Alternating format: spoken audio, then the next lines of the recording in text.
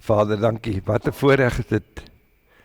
Wat 'n voorreg is dit om U lief te hê en om U lof te kan besing, om U te mag ken. Om ons harte en ons gedagtes te vul met U woord en met U wie U is, U karakter as dit ware op te neem, in te neem, dit deel van ons lewens te maak, dat ons deel word van U soos wat U deel word, of deel is van ons. Wat 'n voorreg het ons nie, Vader, om saam te wees in die stilte van hierdie oggend en te midde van alles wat rondom ons gebeur nie, om net te kan stil word en te sê, Vader, buiten U het ons niemand nie, niks nie. U is ons lewe. U is vir ons die begin en die einde. Ons eer U in Jesus naam. Amen. Amen. Dankie julle.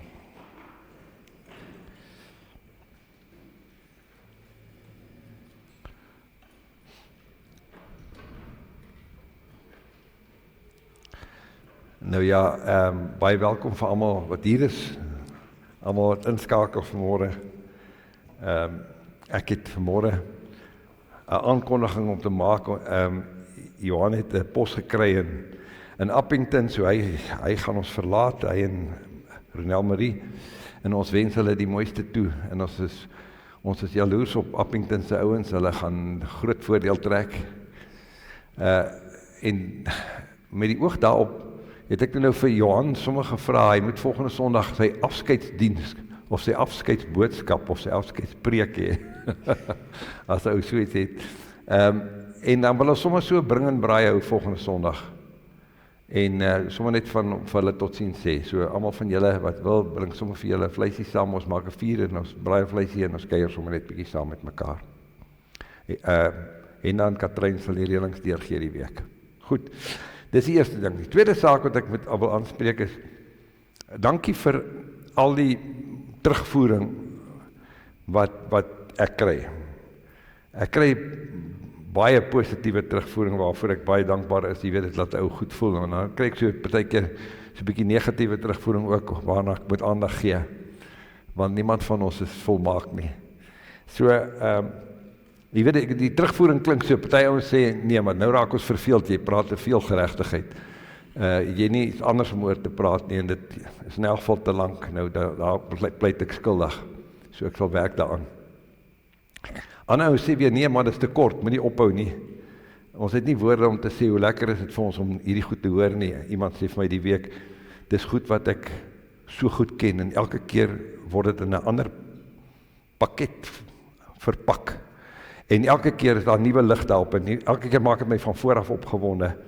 So ek weet nie, wat anders sal ons preek as ons nie geregtigheid preek nie, maar in elk geval.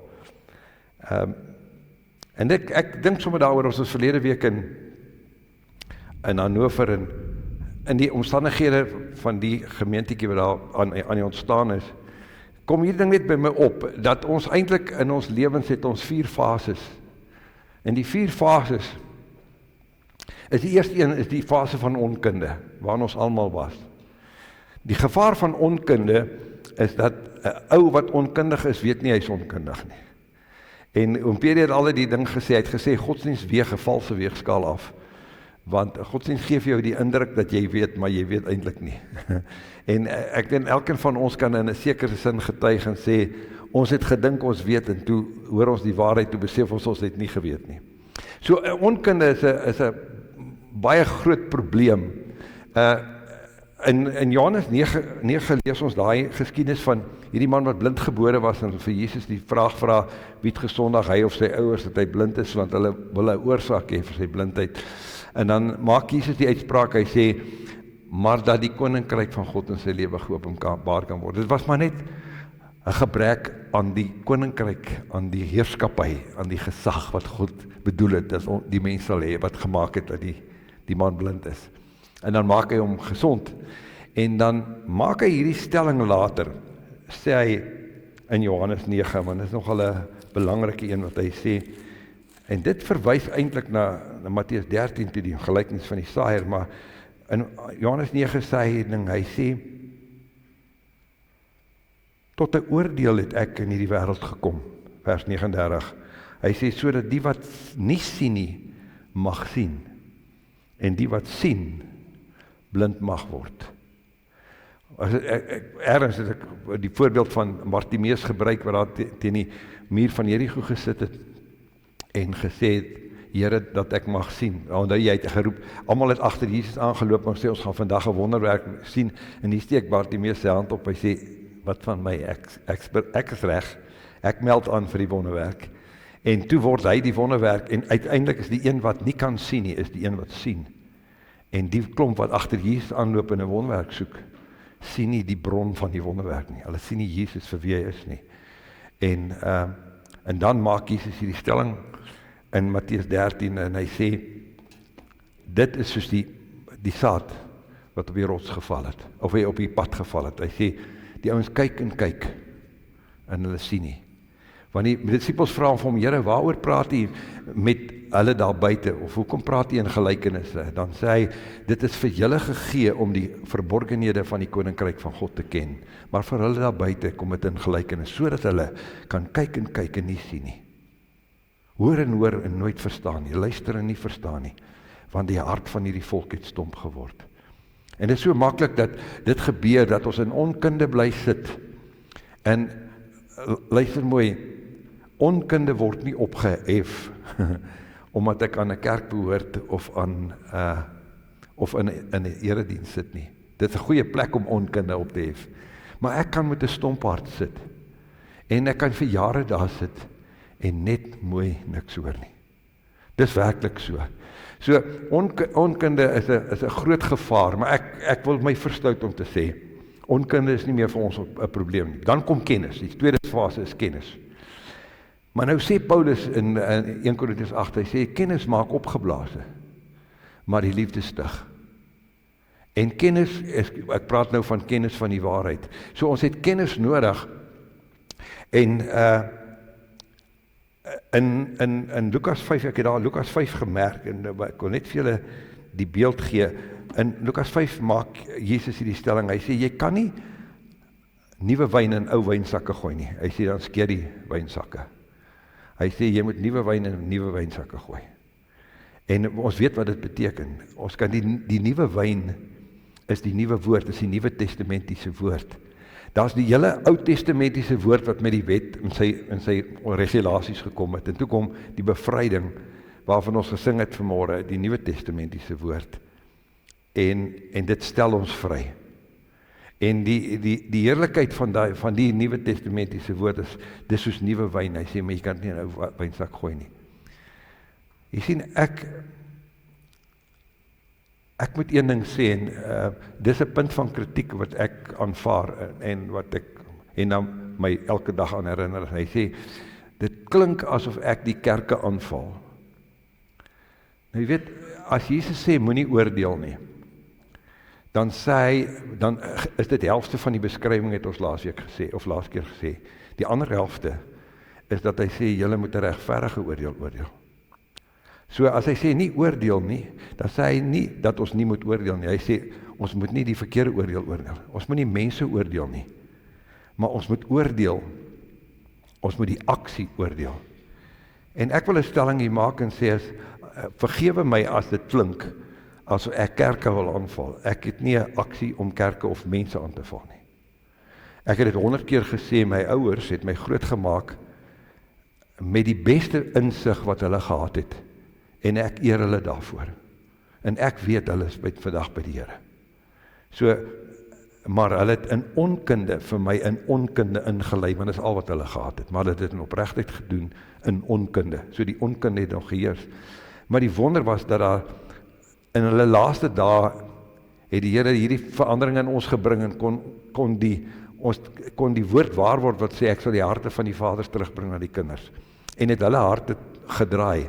En het hulle die foute en die halwe waarhede wat so lank gevestig was in die godsdienstpatroon in hulle eie lewens raak gesien en die Here begin dien met die vryheid waarmee ons die Here dien. So die feit dat ek groot geword het in 'n sisteem, soos julle ook, in 'n sisteem van godsdienst met 'n klomp halwe waarhede. As ek 'n uitspraak sou maak, is dit teen die sisteem, is dit teen die beginsel, teen die begrip, teen die leuen, teen die halwe waarheid, nie teen enige persoon nie. Jesus het juist gekom om nie hy sê wat nie siek is nie, die geneesheer nie nodig nie. Hy het juist gekom vir mense wat in onkunde lewe. So ons is nie op 'n hakkejag met mense nie. So vergewe my as dit so klink. My passie is vir waarheid. En ons moet onthou dat Paulus vir Timoteus waarsku en hy sê daar sal daar kom wat hulle die gesonde leer nie kan verdra nie. En omdat hulle in hulle gehoor gestreel wil wees, sal hulle vir hulle eie leraars aanstel wat volgens hulle eie begeerlikhede sal preek. Ons kan dit nie wees nie. Paulus sê, as ek dan nou die guns van mense soek, dan is ek nie meer 'n diensknegt van Christus nie. So, ek wil sommer net dit as 'n agtergrond stel. Die onkunde moet met kennis vervang word. En nou onthou, ons het die drie wat saamwerk. My ontwerp, God se gees en die waarheid. En as daai resonansie kom, dan word kennis regtig my kennis. Dan ontvang ek die kennis. Maar as dit net by kennis bly, soos Paulus sê, dan maak dit net opgeblaas. Dis tipies die beeld van die saad wat op die rotse geval het. Omdat ons hoor die kennis, ons aanvaar dit selfs met blydskap, maar ons gaan maak nie iets daarvan nie. Ons gaan oordink dit nie, ons gaan werk nie daarmee nie. Hoe het Piet gesê, ons gaan maal dit nie in die drom nie. Dan word dit nooit openbaring nie, want dit bly net sintuiglike kennis. En al is dit logies, en al maak dit sin, en dit kan so sin maak dat ek dit self spreek, dit beteken nie, dat dit openbaring vir my is nie. En voordat dit nie getranskribeer is, die kennis wat ek ontvang het, getranskribeer is in openbaring en geestaal binne in my nie, het dit nog nie myne geword nie.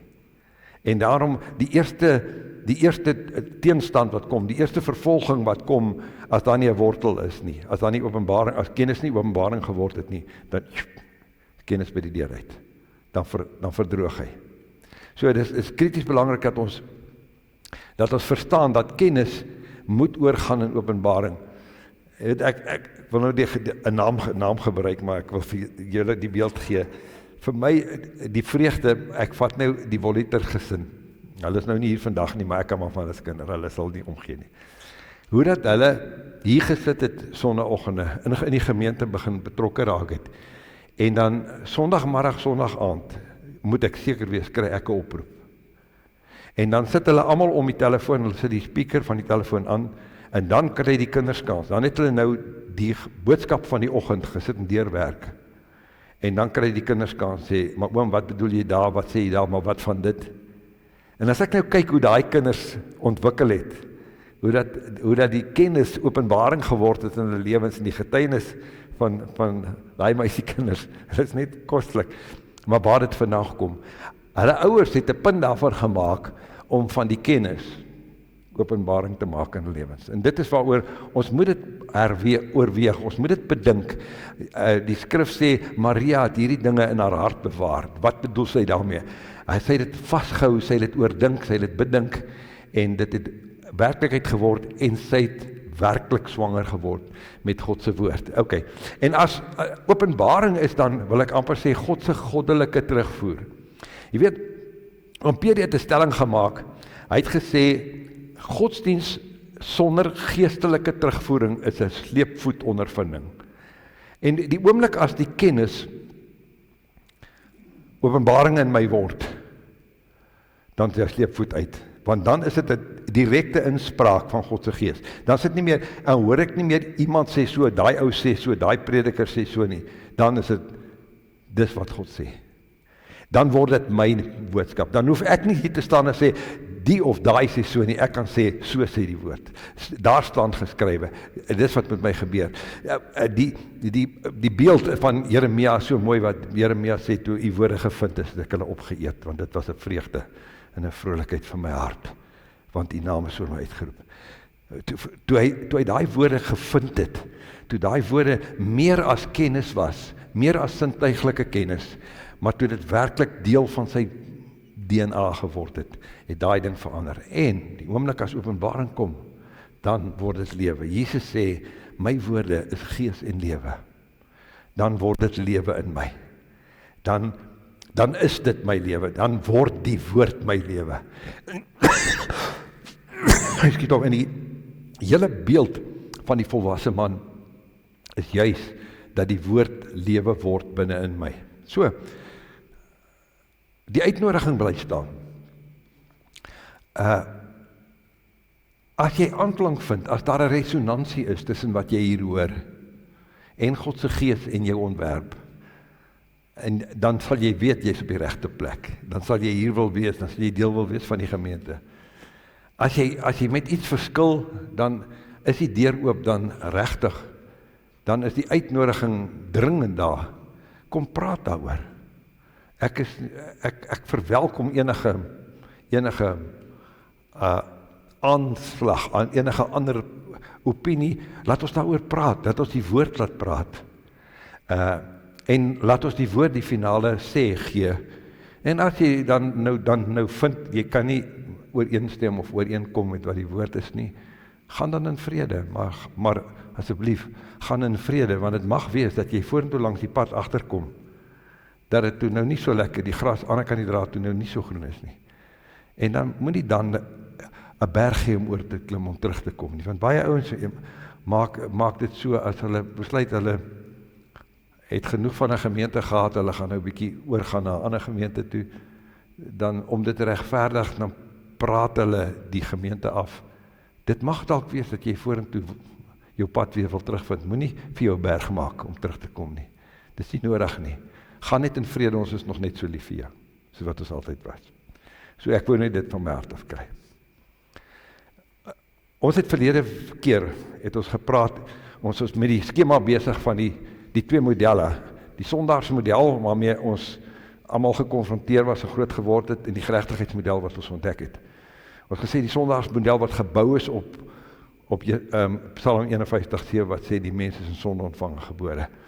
En die ander kant daarvan wat hy sê, net soos deur een misdaad dit vir almal tot veroordeling was, as sondaars is dit nou deur een daad van geregtigheid, die van Jesus Christus, vir alle mense tot regverdigmaking van die lewe. So nou sien ons het nou werklik geword. God het hom wat geen sonde geken het, die sonde gemaak, sodat ons kon word die geregtigheid van God in hom. Toe ons gekyk, ons nou al die verskillende beelde gevat, van leringe en goed wat ons gehad het, ons verlede week oor die doop gepraat, en ek is verlede week nie, en ek vra om verskoning, ek moes gestop het, want ek besef, dit het weer heeltemal te lang geraak. So nou die laaste stuk, was julle dalk al moeg geluister, en het ek dalk te vinnig afgerammel, so kom ons kyk net weer na die konklusie daarvan. Ek wil nie nou die ding herhaal nie, maar ons het gesê, die skrif sê, daar is een doop. Daar is nie 'n groot doop en 'n klein doop, en daar is nie 'n besprinkeling en daar is 'n onderdompeling, daar is een doop. Reg. So ons het daai ding uitgesorteer, ek wil nou nie weer daaroor praat nie. Maar die essensie van die doop is die eerste vraag wat ek vra, was dit 'n voorstel van Jesus toe hy gesê het, gaan maak disippels en doop hulle, of was dit 'n opdrag? Jy sien, as dit 'n opdrag is dit 'n harde ding, dat is 'n ding wat jy moet doen. Maar as dit 'n voorstel was, is dit hy wat ons so lief het, dat hy vir ons iets gee, om ons te herinner, om ons te bevestig, om ons te grond in sy waarheid. En dan wil ek die stelling maak en sê, dit was nie 'n opdrag nie. Jy kan sê, dit was 'n opdrag aan sy disippels, in 'n sin dat hy gesê het, gaan doop die disippels, want dis waaroor dit gaan doop die disippels. Eerste disippels maak, dan doop. Die besprinkeling het dit omgeruil, maar maak nou nie saak, ons het daaroor klaar gepraat. Nou, so ek wil sê, dit was 'n voorstel, en as ons na die beeld kyk van die doop, het ons gesien, Oud-testamenties, sê Paulus in 1 Korintiërs 10, hulle is gedoop in die wolke en in die see. En hy nou sê hy, so wat het gebeur? Die redding was in Egipte, die bloed deur kusyn van die lam, en toe lei die wolk en die vuurkolom, God se gees hulle uit Egipte uit, op pad waarheen, nie Palestina toe nie, na die Rooi See toe. En daar in die Rooi See sê hy is hulle gedoop in die wolk en die see. Met ander woorde, wat ons sien is dat die doop is 'n proses waar God se Gees, die wat tot geloof gekom het, heen lei. Daarom preek ons nie die doop nie, daarom, en ek sê, preek nie die doop nie, daarom sê ons vir niemand in die gemeente, jy moet gedoop word nie. Ons weet dat as iemand met God saam wandel, gaan hy verseker, ergens langs die pad, by 'n punt kom en sê, ek is oortuig, ek wil gedoop wees. En dan is dit die geleentheid om te doop, want dan het doop waarde. Die punt is, as ons doop as 'n opdrag, dan het ons net 'n opdrag uitgevoer, en dit het nie waarde nie. Onthou net, hy sê, ek wil my wette in julle hart gee, en dit in julle verstand inskryf, en dit het hy kom doen. En nou wat doen ek? As ek sê ek steel nie, dan steel ek nie omdat daar 'n wet is wat sê jy mag nie steel nie. As ek steel nie, omdat ek nie wil steel nie, want my voorsiening is nie die ding wat ek steel nie, my voorsiening is God. Verstaan jy? En dit verander my hele lewe, omdat ek in 'n liefdesverhouding met hom is, wil ek nie steel nie. Dit is waar die verandering kom. Goed, so, kom ons vat dit dan nou net saam. Wat gebeur? Ek wil dit vir jou so sê, die dag toe dit met my gebeur het, 'n klomp jare gelede, en ek die Gees van die Here my oortuig het van die doop, ek het iets totaal anders bedink die dag, ek het iets anders gesoek, en die Here oortuig my, ek het dit nie uitgedink nie, ek het nie gewonder oor die doop nie, maar die inspraak was soos 'n openbaring, en ek het geweet, ek sal daarin gehoorsaam wees, en ek was toe daarin gehoorsaam, en ons laat doop, en dit was toe nou ons einde van ons toer in die godsdienstpatroon. En daarna het die deurbraak gekom. Jy sien, Jesus sal nie iets voorstel soos die doop, as hy nie weet, daar lê 'n groot heerlikheid in opgesluit nie. En hy het dit geweet, en dis waaroor hy sê, daar's 'n krag, daar's 'n waarde in die doop. En ek kan onthou, so 'n week of wat, na ons, ek en Hena gedoop is, ry ek eendag hier so in die persele af. Hier, een van hierdie strate hier af. En daar waar, tussen die B en die C-blok, gaan jy mos oor 'n kanaal. En waar ek oor daai kanaal gaan, toe gebeur met my wat ons gesing het vanmôre. My chains are gone, I've been set free. Dat ek ervaar hoe dat die bande, die kragte wat my vasgehou het, eenvoudig net skiet van my af, en ek skree dit uit. Ek skree van vreugde in daai bakkie, te sê, Here, ek is vry. Wat het met my gebeur? Wat is die doop?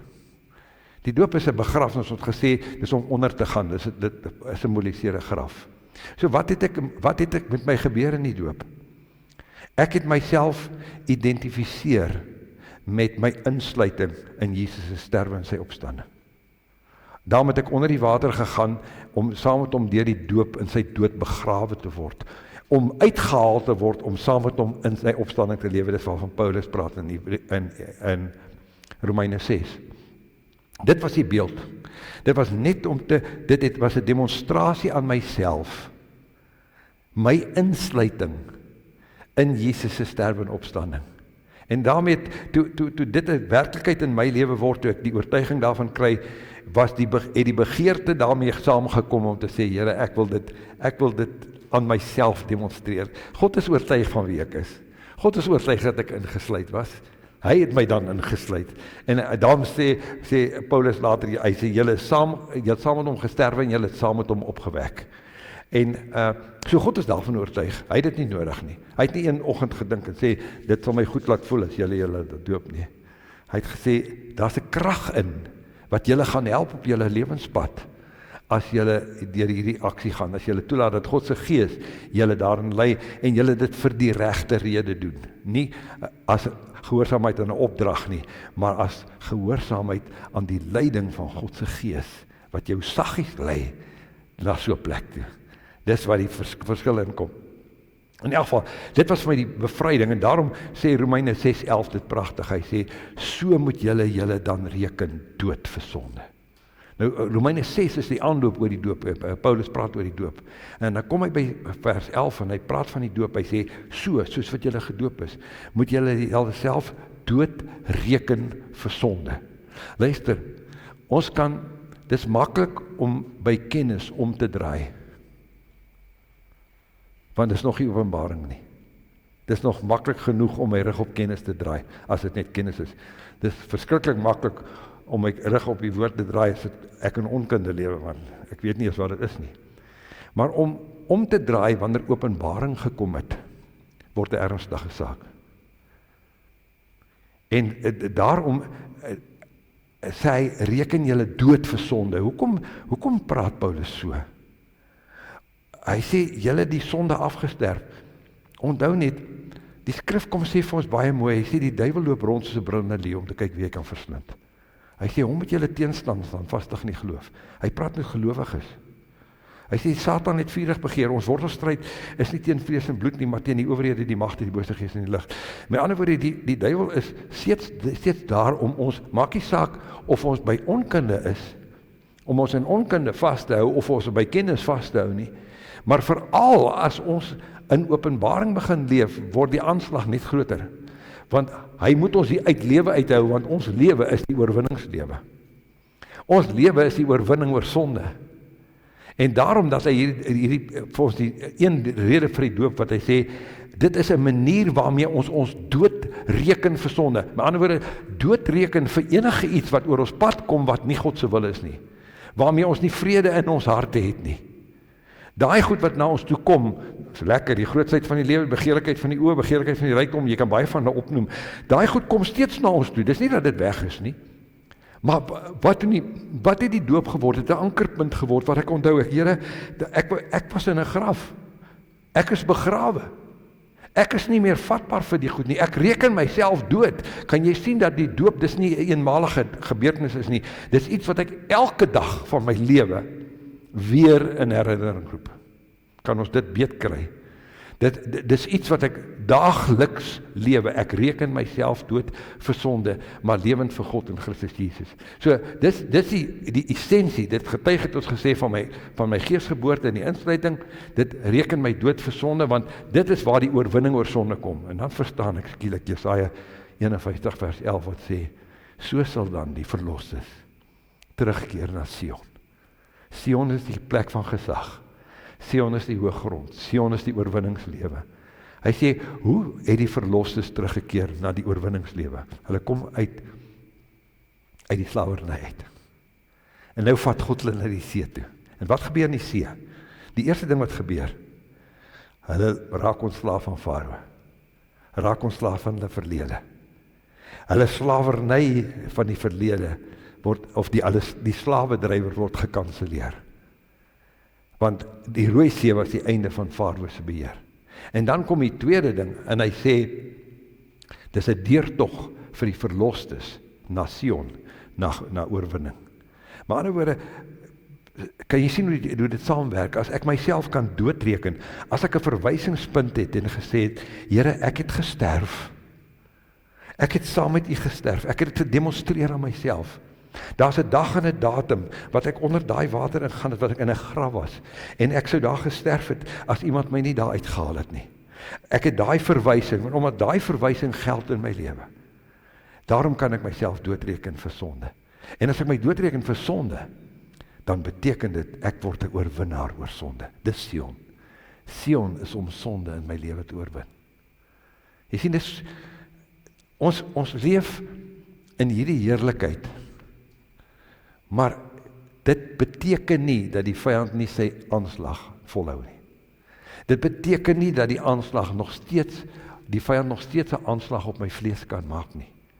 En daarom is dit so belangrik om myself dood te reken vir sonde. Kom Petrus, nou luister mooi, kyk mooi wat hierdie goed gebeur. Ek het my laat doop.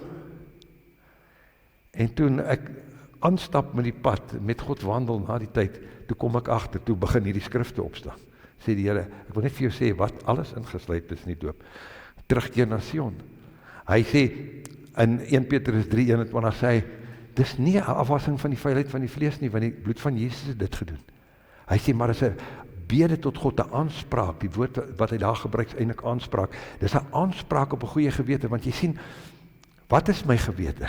My gewete is die ding wat my wil aankla oor die geraamte in my kas, oor al die foute wat ek gemaak het. Want die vyand hou boek daarvan en God sê ek sal nie weer daaroor dink nie. So as ons bekering en belydenis verstaan en ek het by 'n plek gekom om te dink soos God dink daaroor en om met God saam te stem, dan is my verlede ook gekanselleer. Kan jy sien hoe is die verlede gekanselleer, die slawerny gekanselleer in die Rooi See? Dan is my verlede ook gekanselleer. So dan gaan ek ook nie daaroor dink nie. Dink bietjie mooi daaroor. Hoe lank, dalk is dit nog so, maar hoe lank het die vyand jou herinner aan al die stupid goed wat jy gedoen het in jou lewe? En die Here sê, ek dink nie weer daaroor nie. So besef jy, om myself dood te reken, om my dood te reken vir al die stupid goed wat ek gedoen in my lewe. Is om te sê, Here, nou, ek saam met u, ek wandel maar saam met u in 'n nuwe lewe, en weet wat gaan jy vind? Jy gaan vind, jy kan daai goed nie meer herroep nie. Dit raak weg uit jou gedagte uit, want God dink nie weer daaroor nie, en jy en God dink saam, dan dink jy ook nie meer daaroor nie. Dis die verlossing. Daarom sê hy, dis 'n aanspraak op 'n goeie gewete. My gewete kan my nie meer aankla oor my verlede en stupid goed wat ek gedoen het nie, want dis met een offer vir altyd uit die weg gery. En dan kom Jesaja 40 se beeld, en hy sê, maak die pad van die Here gelyk, die beeld van Johannes die Doper. Hy sê, maak die pad van die Here gelyk. Wat was die idee van hierdie sterwe, om die pad deur my denke gelyk te maak? Hy sê, elke heuwel moet afgemaak word, en elke dal moet opgevul word, sodat daar 'n hoë weg kan wees. Al die hindernisse, ek soek die woord vir obstacles, al die hindernisse in ons gedagtewêreld word weggevat deur net een ding, ek het gesterf. Ek is nie meer vatbaar daarvoor nie. Right. So dit was en uiteindelik word dit dan nou 'n hoë weg vir die vervulling van my denke, sodat God se gees kan uitstort. Dis waarna ons vanmôre kyk. Right. Ek het nou besluit ek sal die tyd op. Goed. Nou as ons vanmôre kyk, wil ons praat oor die doping in die gees. Onthou, ons het nou begin deur te sê, Paulus skryf, hy sê daar's een doop. Maar nou kom Hebreërs 6 en hy sê daar by vers 3, hy sê ons moet na volmaaktheid voortgaan sonder om weer die fundament te lê. En dit klink vir my soos Efesiërs 4:11 wat sê ons moet kom tot die volwasse man. Hy sê nou moet ons na volmaaktheid voortgaan sonder om weer die fundamente te lê van die bekering uit dooie werke en die geloof in God en die leer van die doop, maar die woord wat hy daar gebruik is dope, meervoud. Nou, as daar net een doop is, hoekom praat hy van meervoud? Hy praat van 'n ander doop. Daar's net een waterdoop, maar daar's nog 'n doop in die gees. En daarom sê Jesus in Handelinge 1 vers 5, hy sê, julle sal met die Heilige Gees gedoop word, nie lank na hierdie dae nie. Nou, onthou net, wat het ons gesê, wat is die beginsel van die woord baptizo? Beteken om ingedompel, ondergedompel te wees. Met ander woorde, dat soos wat ek in water gedoop word, dat ek onder die water ingaan. Wat is die doping in die gees? Dit sou beteken dat ek onder die gees ingaan. Dat God se gees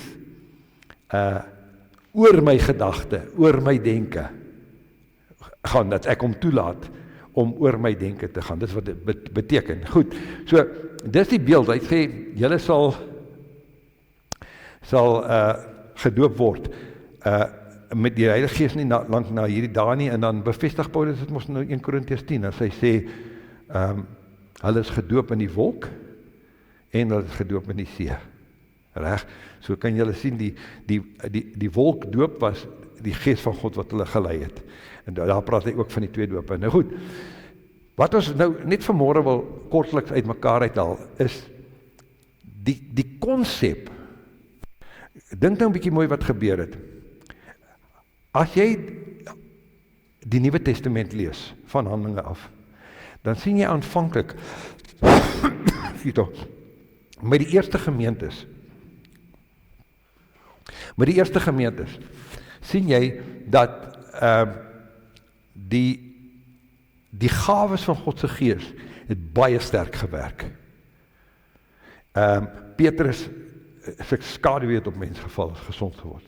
Petrus en Johannes kom by die skone poort en sê vir daai lam man, sê goud en silwer het ek nie, maar wat ek het, staan op en loop. En ons sien hierdie, net soos in Jesus se bediening, sien ons 'n baie sterk figurering van die gawes van God se Gees. Maar dan is dit interessant, nee.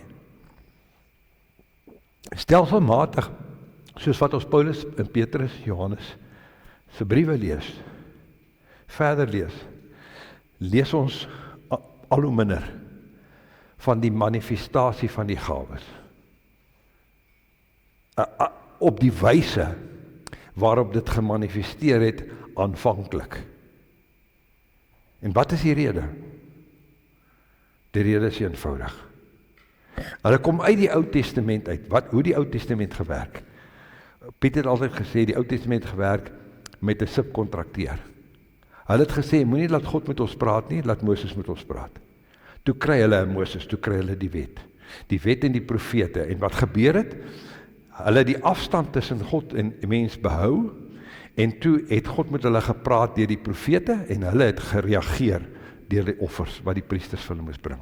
Maar hulle het altyd 'n tussenganger nodig gehad, of 'n profeet om te sê wat God sê, of 'n priester om hulle offer na God toe te bring. Dit was die tussenganger, dit was die subkontrakteur.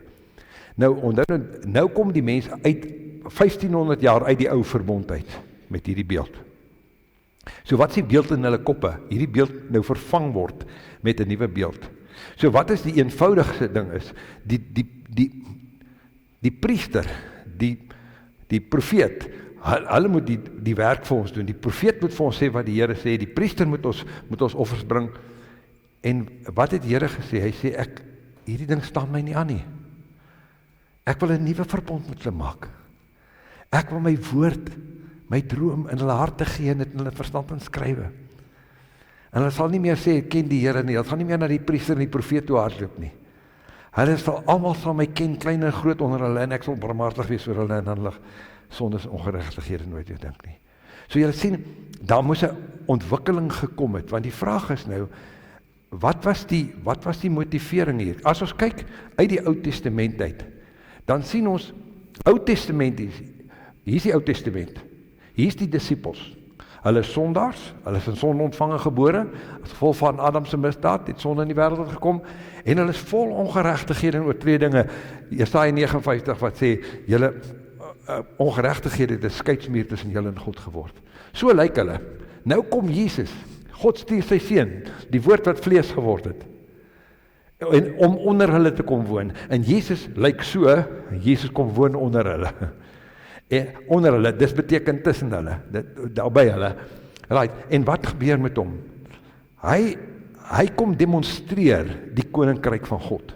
Hy kom demonstreer dat die koninkryk van God is 'n oorwinning oor siekte, is 'n oorwinning oor sonde, is 'n oorwinning oor gebrek, is 'n oorwinning oor die manewales wat die natuur kan uithaal. Dis wat hy kom doen, hy maak die storm stil, hy maak wek die dooies op, hy maak die blindes, laat hy sien, en hy laat die krippeles loop. Dis wat hy kom doen, hy kon demonstreer wat God sy idee was, van die begin af, met die mens. Hy is die beeld van die Adam wat God gemaak het, daarom noem Paulus hom die laaste Adam.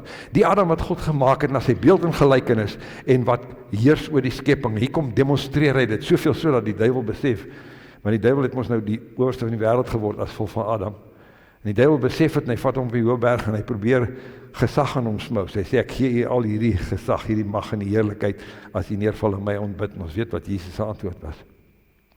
Maar die essensie is, Jesus kom doen dit, en die aanvraag, onthou net, die mensdom, die ganse mensdom, lyk nou op daai stadium so. Hulle kan hulle self nie help nie. Hulle is uitgelewer aan die dief wat stilslag en verwoes. Hulle het hulle self uitgespeel in sy hand, en hy speel woer met hulle. En by geleentheid sê Jesus, hy het die skare innig jammer gekry, want hulle gelyk so skape sonder 'n herder. Hy gebruik twee woorde in die Grieks daar. Hy sê die een beteken to be torn apart, die ander een to be skinned alive. Kan jy sien die skape sonder 'n herder, hoe die wolf ingekom en hulle kom verskeer. Dis wat Jesus kom sien, en Jesus kom demonstreer, as die seun van die mens kom demonstreer God self vir ons, hoe die mens behoort te gelewe het, hoe dit moes gewees het. En die ou stroom agter hom aan, maar, kyk nou net, hulle stroom in onkunde. Hulle het iets gesien, maar hulle stroom in onkunde. En hier kom Bartimeus, en Bartimeus sê, dis ek, en Jesus laat hom sien, en net Bartimeus sien, en al die ouens wat kan sien nie. Hulle sien nie waaroor dit gaan nie. So sien jy, so dit het ook nie, maar Jesus kom in elk geval, want hy kom vir 'n ander doel. Hy kom vir 'n groter doel as dit. Maar intussen tyd demonstreer hy die koninkryk. Hy sê die koninkryk van God het naby gekom, het Johannes die Doper gesê, bedoelende Jesus is hier, daar's die lam van God wat die sondes van die wêreld wegneem. Right, en nou kom hy kom na ons toe, en hy kom demonstreer 'n ding, die Ou Testamentiese doping in die Gees. Hy plaas sy salwing, die uitgestorte werking van sy Gees, plaas hy eers op die 12, lees dit in Lukas 9, en dan op nog 70, dit lees ons in Lukas 10. En hy sê vir hulle, ek gee julle mag oor die krag van die vyand. Gaan maak siekes gesond, wek dooies op, dryf duiwels uit. Julle het verniet gekry, gee dit verniet. Kom help my om aan 'n verlore wêreld te demonstreer, hoe lyk die koninkryk. En die disippels kom terug en sê, Here, tot die duiwels luister vir ons. En Jesus sê, moenie daaroor bly wees nie. Wees bly dat julle name geskryf is in die boek van die lewe. Reg, en wat gebeur? Ons sien, toe Jesus gevange geneem word, en kruis toe gaan, waar is hulle? Waar is hierdie ouens wat duiwels uitgedryf het? Waar is hierdie ouens wat kragtig gedoen het? Waar is hulle? Judas het hom verraai, Petrus het hom verloon, en die ander ouens het weggehardloop, meeste van hulle. Waar is hulle toe? Waar is die gesag? Jy sien, daai gesag is net tydelik, en daai gesag is op hulle, en hulle het ontvang van iemand anders af. Dis nie van buite nie, of van binne nie, dis van buite. Maar ander woorde, wat sê ons hierin? Ons sê hierin, dat tot vandag toe beskryf Paulus dit. Hy sê die antichrist word geopenbaar. Hoe? Deur kragtige tekens en wonders van die leuen. Wat is dit? Wat is waar, sê hy? Dis om waar te sê. Al hierdie goeders, waar kom dit vandaan? Dis ouens wat met 'n gesag lewe, of in 'n gesag opereer, wat bonatuurlike gesag is. Dink mooi daaroor. En nou moet ons vir onsself baie mooi vra, hoe onderskei jy tussen die duisternis en die lig? Ons neem 'n voorbeeld.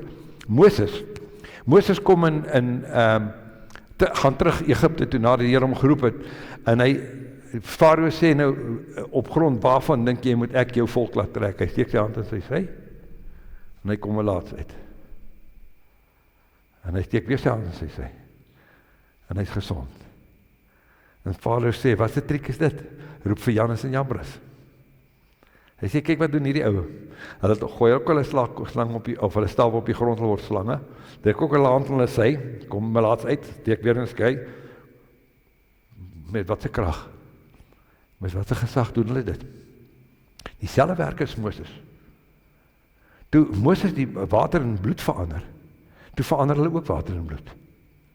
Hulle het tot so by die paras omtrent gekom, maar toe het hulle wiele begin pap word, toe kon hulle nie meer bybly nie. Maar die essensie is, hulle het gefigureer, en dit is interessant dat Paulus vir Timoteus skryf in 2 Timoteus 3, hy sê, hierdie mense wat in huise insluip, en vrouens wat geneem is met sondes uit hulle verlede, wat is dit? Dis ouens wat hulle self nie doodreken vir sonde nie. Dis ouens wat nie gedoop is nie, of nie reg gedoop is nie, wat nie daai verwysing het nie. En nou word hulle nog steeds gejaag met 'n slegte gewete. Hy sê, en die ouens wat op hulle prooi maak, is die Jannisse en die Jambrisse noem hy hulle. Die Jannes, die towenaars van Farao. Hulle doen dieselfde dinge as die towenaars van Farao. Hulle kom met hulle genesings, kom met die kragtige tekens en wonders van die leuen. Jy sal sien, die essensie daarvan is, al daai bedieninge gaan oor iemand anders as oor God self. Dis nie God wat die eer kry nie, dis die mens wat die eer kry. En jy sal dit maar altyd daai beeld so raak sien. So dit was die beeld wat daar plaasgevind het. Nou wil ek net op die geskiedenis teruggaan. En na Jesus se opstanding het ons sien hierdie vlaag, of hierdie eerste tyd, waar tekens en wonders aan mekaar plaasgevind het. En dan sien ons hoe dit begin taan, soos wat die volwasse man kom, moet die tekens en wonders minder word. Want verstaan, nou gaan ek nie meer na 'n profeet om vir my te sê wat die Here sê nie. Ek het God se Gees binne in my. Hy praat van binne my. Ek staan by my deur en hy klop. En as ek oopmaak en hou hy met my maaltyd, nie die profeet nie. Hy hoef nie, God stuur nie 'n profeet om vir jou te sê. God kan nie van jou by die profeet nie. Verstaan jy? So hulle moes die profeet ontgroei. Hulle moes die offers wat hulle self wou bring, moes hulle ontgroei en sê, my offer is om saam met hom te sterwe, om my liggaam vir hom te gee, as 'n lewende heilige aan God welgevallige offer. Dis al offer wat daar is. Hulle moes dit vervang kry. En nou sien ons die twee grafieke loop so, die grafiek vir volwassenheid en elkeen wat met God wandel en self by God hoor, gaan op, en die grafiek om van die wonders en die tekens neem af. En dan hoor ons hierdie skrif wat Jesus sê, julle sal groter dinge doen as dit, as wat ek gedoen het. En dadelik wil ons die dooies opwek. Nou, as ons groter dinge wil doen as dit, dan wat gaan ons groter doen as om die dooies op te wek? Dan is ons 'n bietjie in die moeilikheid, nee. Ek weet nie wat groter is as om die dooies op te wek nie. Die essensie is, dis nie waarvan hy praat nie. Hy sê, groter dinge beteken dat ons cumulatief, waar Jesus beperk was, in sy getuienis, want hy was net een, en hy het met sy voete geloop, hy het nie 'n limousine gehad of 'n helikopter nie. Waar hy beperk was, het hy sy salwing op hierdie groepie ouens geplaas, en julle weet, dit het nie gewerk nie, regtig gewerk nie. Die gevaar van die ding is, onthou, jy kan baie maklik die gawes van God misbruik. Die Jakobus en Johannes, Jesus is op pad, onthou, hy het nou sy hand op hulle gelê, hulle dryf duiwels uit, hulle maak siekes gesond, dis hoe hulle opereer.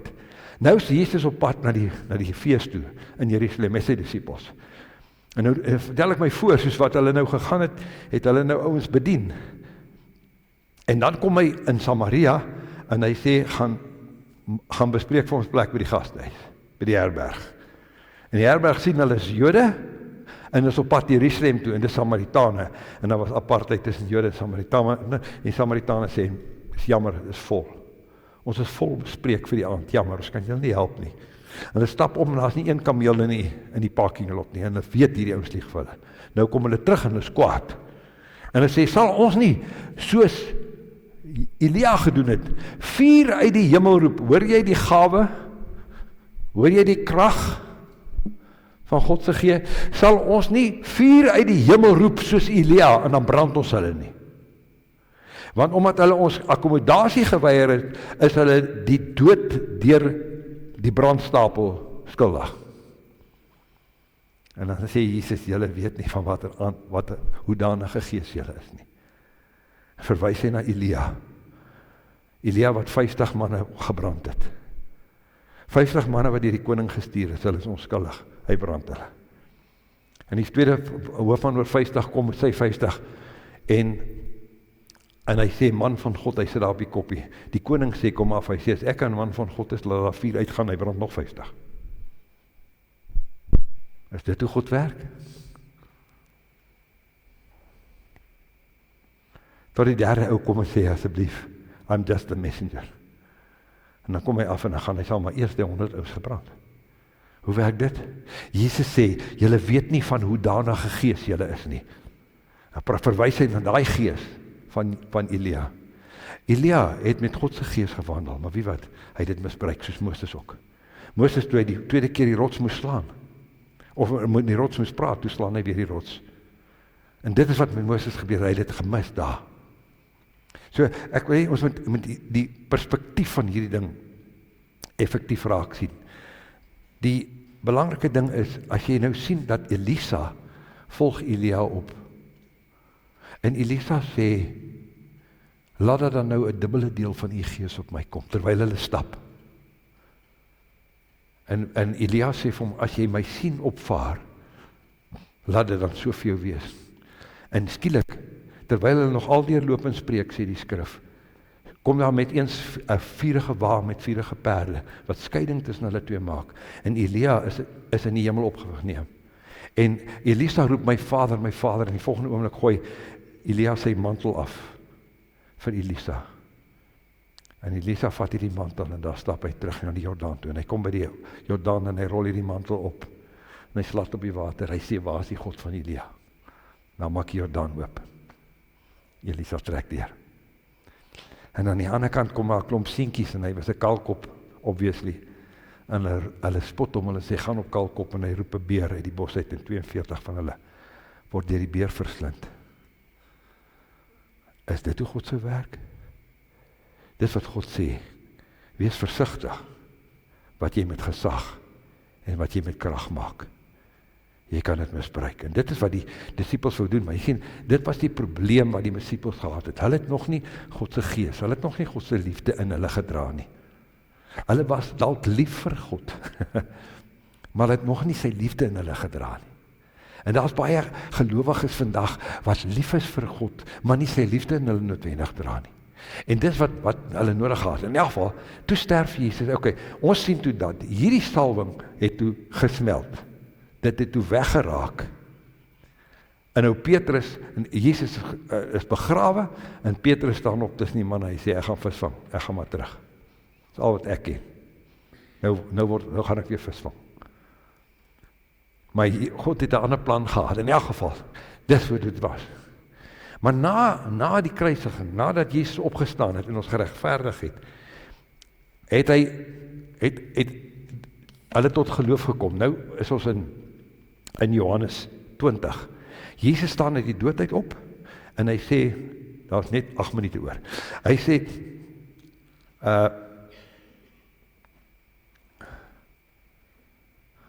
waar was ek? Hy kom by die disippels in Johannes 20, en hy sê, hy blaas op hulle, hy sê, ontvang die Heilige Gees. En toe die Heilige Gees ontvang, sê hy vir hulle, gaan wag nou in Jerusalem. Hy verskyn vir 40 dae aan hulle, hy wandel met hulle saam, die hele episode by die see van Tiberias, wat hy met Petrus gepraat het oor volg jy my, ensovoort.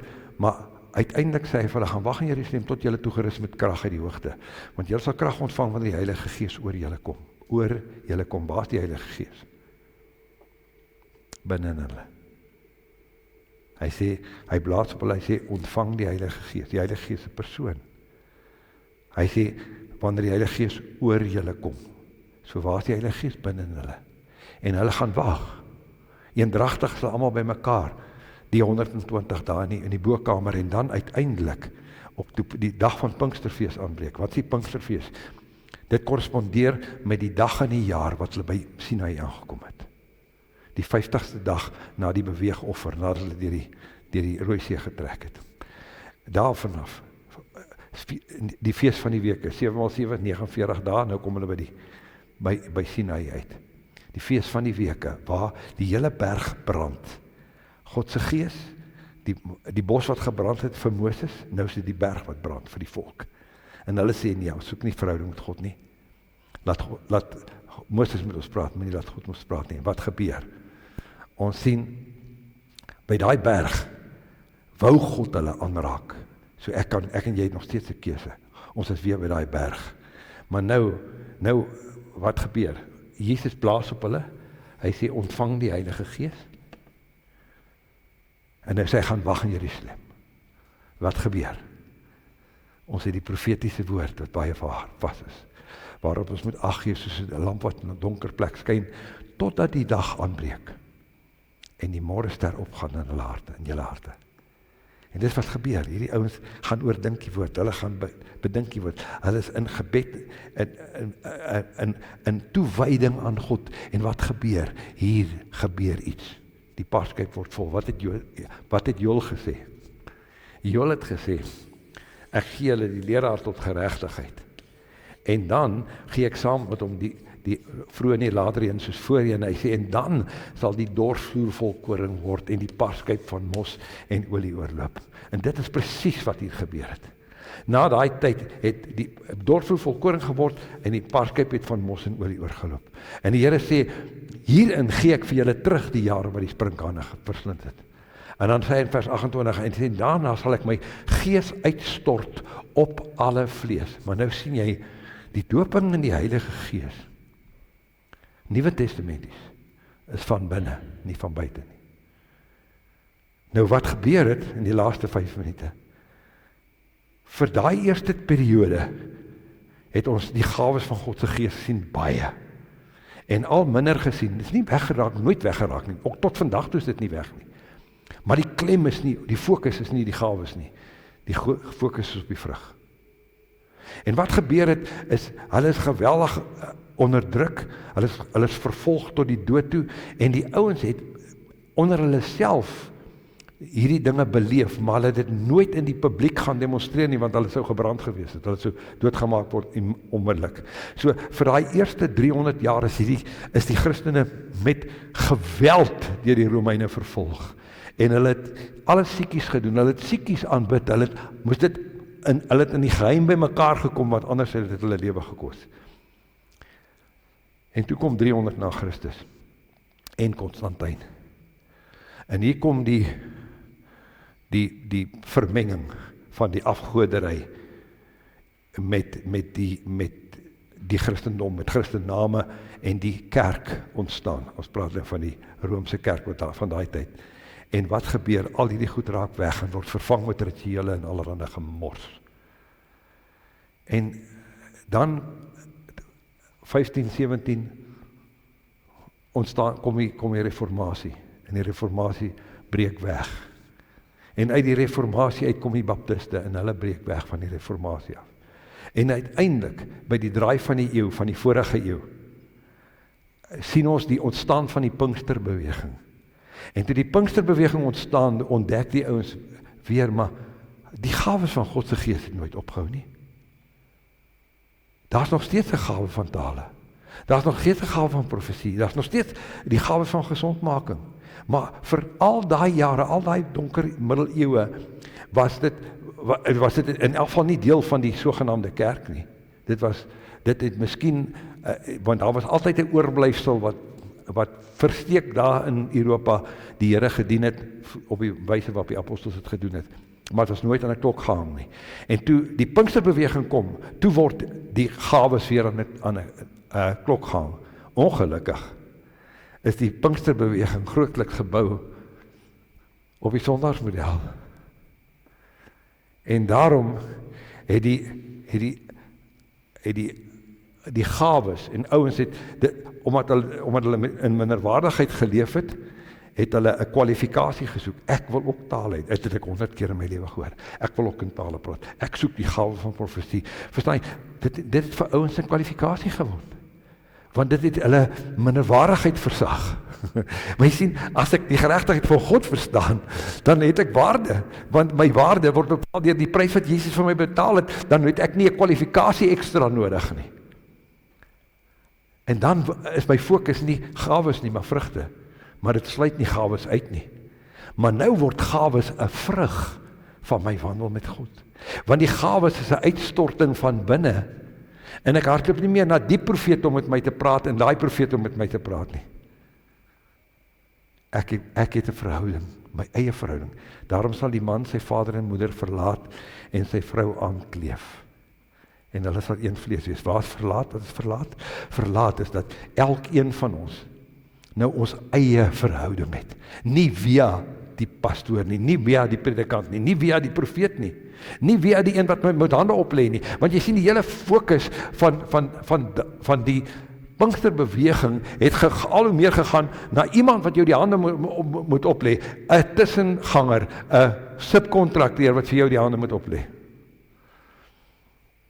Terwyl Paulus sê, en daarmee sal ek stop, Paulus sê, en is interessant nie, die Nuwe Testament is geskryf aan 23 entiteite, gemeentes, briewe en so, persone, as jy almal gaan optel, en net aan een gemeente, in een van die briewe, maak die Nuwe Testament na Handelinge, maak melding van die gawes, geef ons enige vorm van lering oor die gawes, dis 1 Korintiërs 12 en 1 Korintiërs 14. En daar beskryf, daar lys Paulus vir ons 9 gawes. En dan onderbreek hy homself, en dan sê hy in Korintiërs 13, hy sê, maar ek wys julle 'n uitnemender weg. Wat is dit? Die liefde. En dan gaan hy in hoofstuk 14, na hy vir ons die liefde beskryf het, die eie verhouding, die verhouding waaruit God se gees my denke vul en kan uitstort. In elkeen van ons lewens kom Paulus en hy sê in hoofstuk 14, hy sê, ek praat meer in taal as julle almal. Hy sê, maar nie in die gemeente nie. Hy sê, in die gemeente praat ek liewer 5 woorde met my verstand, as 'n duisende taal. Hy sê, maar ek praat meer in taal as julle almal. Wat sê hy? Hy sê, tale is nie my kwalifikasie nie. Tale is die gesprek tussen my en God se gees, wat groter is as my Hebreeus of my Grieks of my Afrikaans of my Engels. Dis tale. Wat is dit? Dis openbaringstaal. Hy sê, ek ervaar meer openbaringstaal. Hy sê, dis waaroor dit vir my gaan. Nie 'n kwalifikasie nie. Ek het nie 'n minderwaardigheid wat ek moet wegvat nie. Ek is waardig. So, hoor jy wat gebeur nou met tale? Hy sê, en dan hy haal 2 uit, hy haal 2 tale en profesie uit. En hy sê, profesie, wat is profesie? Jy sien nou hardloop ouens agter die profeet aan, laat daai profeet met die groot geld inkom in die land en kom sê, wat sê die Here vir ons? Terwyl die Here sê, Isaac, hoekom kan ons nie by homself hoor nie? Hoekom moet iemand my hande oplê vir genesing? Waarom kan ek nie handoplegging van binne ontvang nie? Die handoplegging van God se gees self binne in my. Dis wat genesing bring. Dis die volwasse man. Dis waarheen die Here ons wil vat. Dan is my fokus op vrugte uit intimiteit met hom. En nie op gawes wat ek demonstreer om vir die ouens te wys, ek behoort aan 'n spesifieke klub nie. Nou is dit tyd verby. Gaan lees dit, gaan leef, gaan besef, daar is geen gawe wat nie in jou is nie. Dis wat nog 'n fout wat die ouens gemaak het, gekompartimenteer. Sê ek het die gawe en jy daai gawe. Ons het almal die gees. Daarom het ons al die gawes. En al daai gawes wil werk soos dit nodig is. En laat dit dan gebeur, maar laat dit gebeur as 'n vrug, nie omdat jy moet nie. Ek wil sê, dit het met my begin, nou hardloop ek alweer weg, het met my begin deur dat ek gevoel het ek moet vir elke ou bid wat siek is. Nou is dit nie meer so nie. Ek wil elke ou by 'n punt kom, om by die volwasse man om te sê, maar genesing is in my. Die geneesheer is in my. So, hoe kan ek nader aan genesing kom as aan dit wat in my is? Waarom gaan soek ek dit dan by iemand anders? Maar daar is wel 'n plek waar God se gees sê, bid vir jou. En dan wil ek graag, dan is dit soos die doop, dan is dit God se gees wat vir my sê, hierdie ou het hierdie bemoediging, hierdie bevestiging nodig, en dan kan ek in gehoorsaamheid aan die stem van God, kan ek na iemand toe gaan, sê ek wil graag vir jou bid, my hand op jou lê, dis hoe dit werk. Maar dit word 'n vrug van intimiteit, en ek is nie onder druk, en nie onder spanning, hoe daai ou het doodgegaan, want jy het nie genoeg gebid nie. Daai ou is siek, want jy het nie gebid nie. Daai ou dit, en jy het nog nagelaat om te gaan bid. Ons is nie meer onder daai druk nie.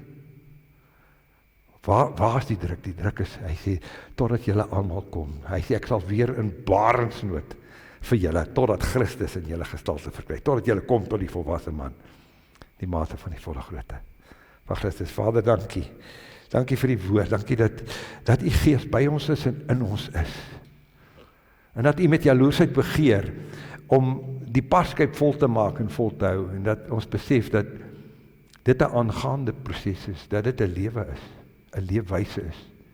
Dis nie iets wat ek so nou en dan doen nie. Here, maar dat om met u Gees gevul te wees, om in u Gees gedoop te word, gebeur weer en weer, soos wat kennis openbaring word, en nog kennis openbaring word, en dit oorgaan in lewe. Hierdie lewe, die lewe in oorvloed, wat u voorgekom het, die ewige lewe om u te ken. Ons dankie, Here, ons eer u vir u goedheid. Ons eer u vir dit wat groter is as ons. U teenwoordigheid, u liefde, u vermoë, u krag, die koninkryk wat binne ons is. Ons eer u in Jesus naam. Amen.